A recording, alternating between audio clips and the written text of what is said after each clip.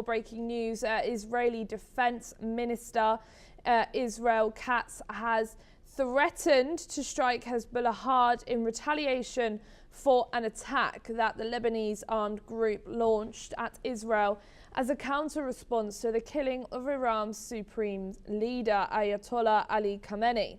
Katz has vowed that Hezbollah chief Naim Qassem would meet the same fate as Iran's supreme leader, remarking that he would end, quote, at the bottom of hell. Let's listen in to his statements.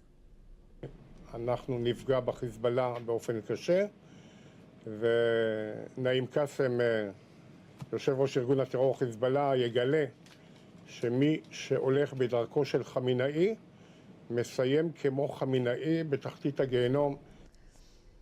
Next breaking is Lebanon's Prime Minister Nawaf Salem has announced that the country will implement a ban on Hezbollah's military activities, saying all such operations are illegal and must cease under state authority. Let's listen into his statements. رفضها المطلق بما لا يقبل أي لبس أو تأويل لأي أعمال عسكرية أو أمنية تنطلق من الأراضي اللبنانية خارج إطار مؤسساتها الشرعية، وتؤكد أن قرار الحرب والسلم هو حصراً بيدها، مما يستدعي الحظر الفوري لنشاطات حزب الله الأمنية والعسكرية كافة باعتبارها خارجة عن القانون وإلزامه بتسليم سلاحه إلى الدولة اللبنانية. The move comes as Hezbollah, an armed group backed by Iran, has been firing missiles and drones into Israel in retaliation for the killing of Iran's supreme leader. Reports have also stated that Israel has responded just as strongly with strikes against Hezbollah targets across Lebanon. The decision is seen as an effort to prevent Lebanon from being dragged further into the widening conflict between Iran and Israel, which has already drawn in military action across the region. Next breaking is Israel's military has confirmed that it has begun striking Hezbollah targets throughout Lebanon, including several locations in Beirut and its surrounding areas. The Israeli Defense Forces has said in a statement that the attacks targeted Hezbollah terror positions with large plumes of smoke reportedly visible above the Lebanese capital. Some sources say that the Israeli strikes also hit Beirut's southern suburbs after Israel issued evacuation warnings. Several explosions were reported in the area, with state media confirming 4 strikes. The latest wave of attacks followed Hezbollah's Dawn missile launches, which triggered the Israeli response. We're now being joined by Alison Mutzler, joining us from Romania. Thank you for joining us here, Alison, for this breaking. So as we just heard, Israel has confirmed that they have begun striking Hezbollah throughout Lebanon. How do we think this conflict's now going? I mean, it seems like it's consistently expanding and now also taking the lives of just many civilians due to how much it's expanding.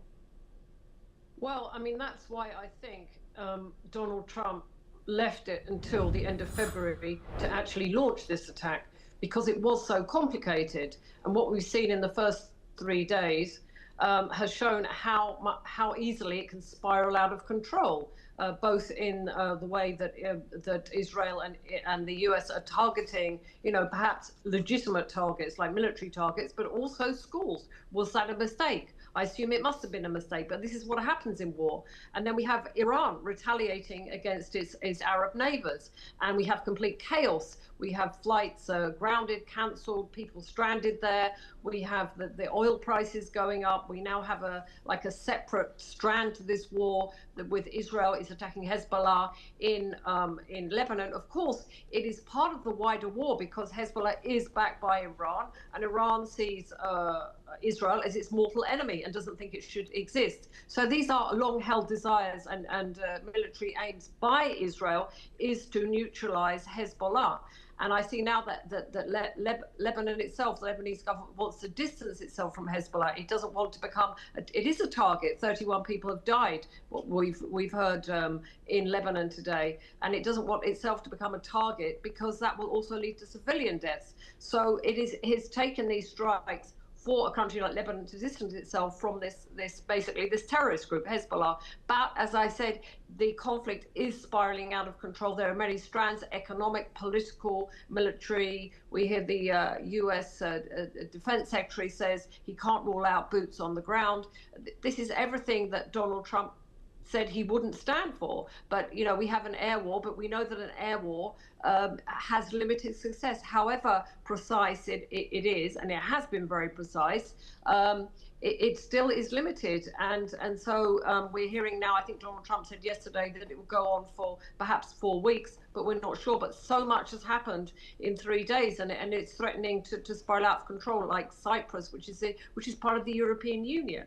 That there were also attacks on British bases, or there were drones there yesterday, and there are reports that, you know, Iran could strike even further into Europe and in other areas as well. So it is a very volatile situation, and it would be hard to predict what will happen because we don't know really what the aims of Donald Trump and Israel are, except for eliminating Iran as a nuclear threat and their war efforts.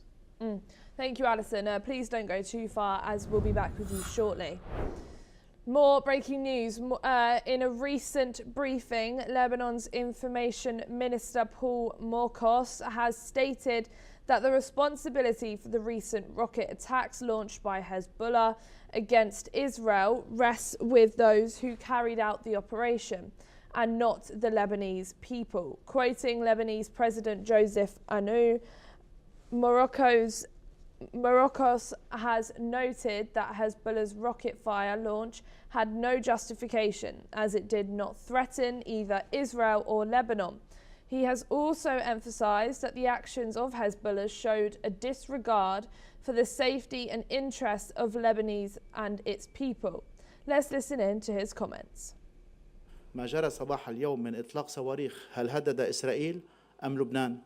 إن ما جرى ليس مقبولا بأي شكل من الأشكال. إننا لا نزال نعطي الذريعة لإسرائيل لتدمير ما تبقى قائما. وقال الرئيس عون: من أطلق الصواريخ يتحمل مسؤولية عمله، وليس الشعب اللبناني يتحمل مسؤولية عملية متهورة. من أطلق هذه الصواريخ لا يأخذ بعين الاعتبار مصلحة شعبه وسلامة بيئته. We're now being joined again by Alison Mutler. Thank you, Alison, for joining us back here. Like you were just saying, this war is now spiraling out of control, where now even the minister is having to come out and say Lebanese people aren't doing anything and they are innocent in all of this. It just seems like you were just saying earlier, that as it's spiraling out of control, more and more innocent civilians are now being killed. And with the Lebanese minister stating that the responsibility is not with them, do you think Israel are going to listen to this and maybe stop, or do you think it's just going to keep spiraling now?